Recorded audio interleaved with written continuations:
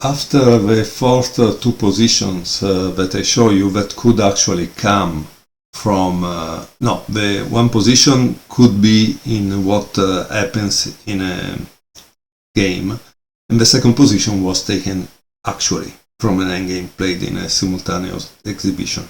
Now, what I want to show you, it's really a study position. It's an absurd position, but it's very beautiful.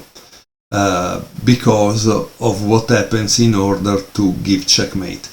I hope you will enjoy it. It's just for fun. Probably, obviously, such a thing will never happen in your games, but it's such a fun to solve it, okay? So I hope you will enjoy it. Okay, so here we go. This position was made in 1971. As stipulated, you are watching the white side, always the white side, okay? It was called Stella Polaris, and it was made by this composer called Ulrichsen, a Norwegian student composer. And it's white to play and win. The first thing we see is that white king is trapped here in h8, where the pawn should go to promote, but the pawn can promote taking this knight, right? Now, the second thing we notice there is that practically he has used good part of the forces, apart one pawn. He has used good part of the forces in black, all on the white side. So this is clearly an absurd position, right? However, this bishop is pinning this rook, okay? And the queen, the most powerful piece, is totally trapped. Totally trapped there, right? Okay, so here it says, the pawns are standing in line like narrow gates, which the phoenix knights can dance through. The main line is clear and contains no surprises, because practically in this study, what are you going to promote? Are you going to promote to a queen when you take here? Probably not, right? So eventually try to pause the video and find your own solution by yourself. After which I will give it to you. It's a checkmate in 17 moves.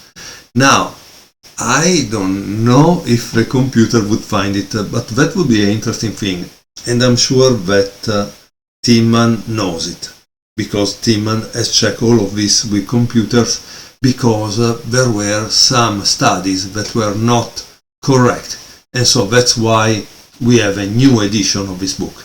Okay, we have a new edition of this book because some studies were not correct, so they have been removed and replaced with other stuff. So that's a good thing, right? That's a good thing. Okay, h take g8. What do you promote to? To knight. Okay, a knight. Wow.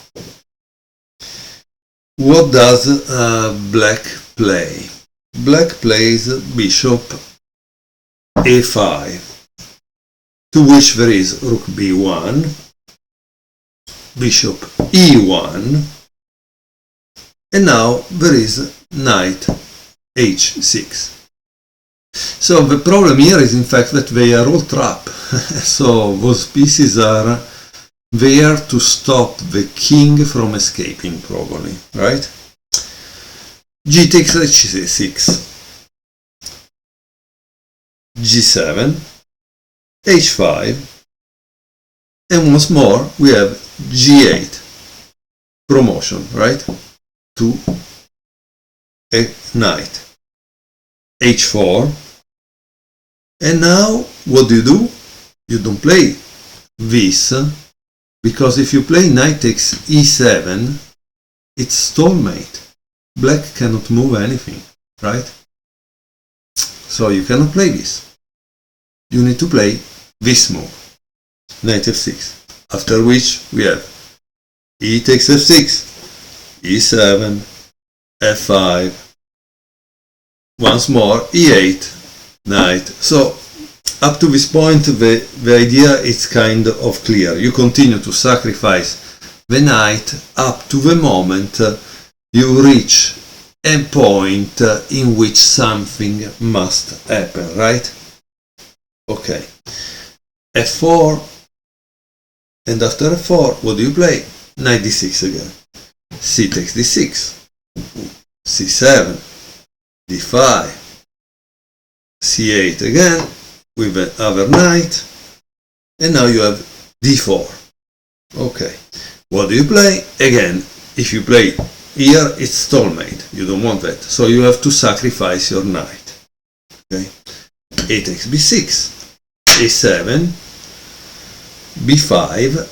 Now things are becoming a little tricky because that is where the rook goes, right? a8, we have a knight, and now you can start to think, how will you give checkmate to the black king? The checkmate can happen here or here, right? So you need to find a way. Tack, tack, tack, probably. Let's see. b4, knight b6, b3. Now you need to find the checkmate because after b2 is stalemate. Knight c4, b2. Now black cannot move anything else, and here there is the checkmate. So why not here? Because here it would be taken. Okay, so it's only that square that actually can give checkmate. That's the interesting part. And this was 17 moves. It's very interesting. Very interesting.